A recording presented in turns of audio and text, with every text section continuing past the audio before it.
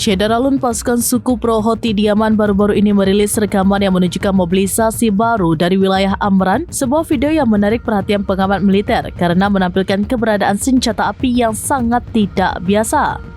Dalam rekaman tersebut terlihat seorang pejuang membawa senapan mesin MG-34 Jerman era Perang Dunia II yang langka. Senjata berpendingin udara ini dikenal menggunakan peluru kaliber 7,92 x 57 mm Mauser dan memiliki laju tembak yang mengesankan, yaitu sekitar 800 hingga 900 peluru per menit. Penggunaan senapan mesin antik ini dalam konflik modern di Yaman menggarisbawahi cara kelompok bersenjata memanfaatkan campuran persenjataan kontemporer dan historis.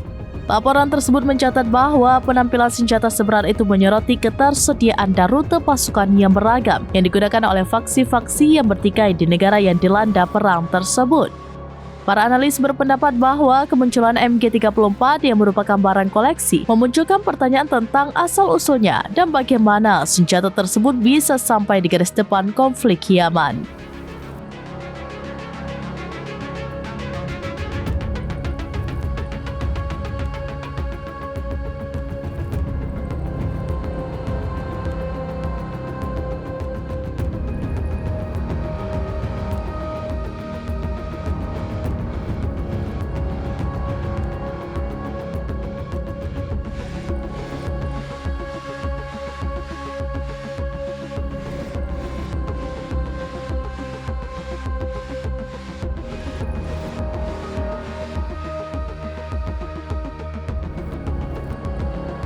Download Tribun X sekarang, menghadirkan lokal menjadi Indonesia.